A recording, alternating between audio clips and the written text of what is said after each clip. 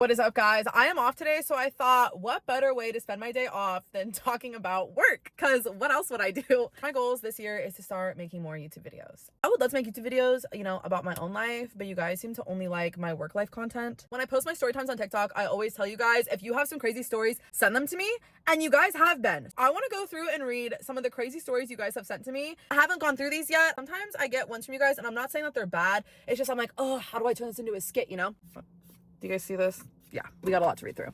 I never know what to expect from these. This should be exciting. We've got our first story submission sent to me yesterday at 8:05 a.m. Girl, I need to tell you about the frozen matcha lady from my last job. Ooh. The coffee shop I managed at was across the street from a luxury gym, and the main attendees of the gym were housewives. I worked in a very wealthy neighborhood. After the 7 a.m. workout class ended at 10, all these housewives would come into my job to get coffee. So we had unsweetened and sweetened matcha. For milk, we have whole, 2% skim, almond, oat.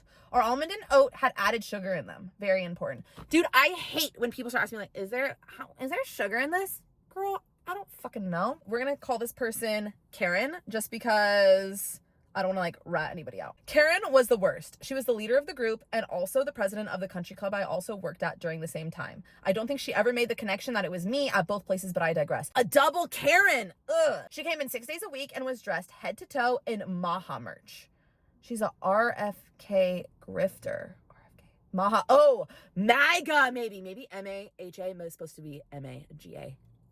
Every time she would get it, she would take a sip and say it tastes too sweet. I would say our almond milk does have added sweetener and our frat mix does have sweetener and show her the boxes to prove it. She asked for it to be remade without the frat mix. So I did. She took a sip and said it was inedible. Oh my God, bitch. Then make it yourself at home. Then she would ask for it to be remade without milk. Just unsweetened matcha, water, and ice. Ew! And it would come out as a slushie. I need to emphasize this. She did this literally 6 days a week. This exact same song and dance 6 days a week. I also work 6 days a week at this coffee shop and 6 days a week at the country club. I was always around Karen. Can you guys get her banned? I've never had anybody ask for a frap without milk.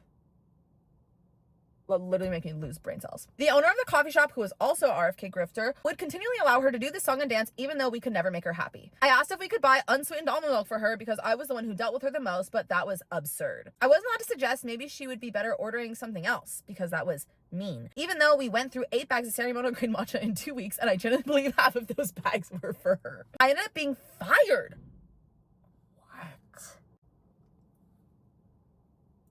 What? I ended up being fired from that coffee job for reporting it to OSHA. I quit the country club because the owner was sleeping with a coworker. And I got in trouble because I said that was icky.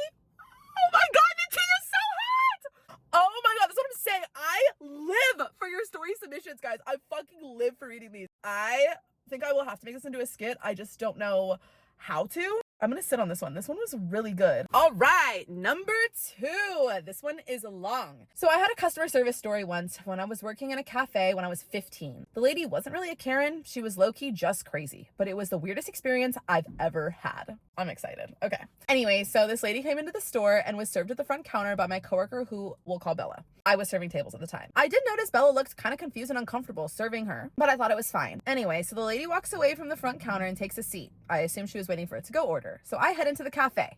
It was a beachside cafe, so I was serving the tables outside. And then this lady approaches me and asks if I can take her order. She told me Bella couldn't take her order, which I thought was weird, and she thought it was because her English wasn't very good.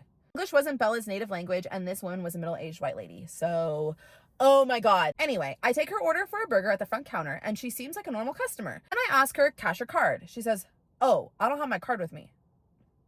How the fuck are you gonna pay then? So I ask her if she wants to pay with cash. She said no.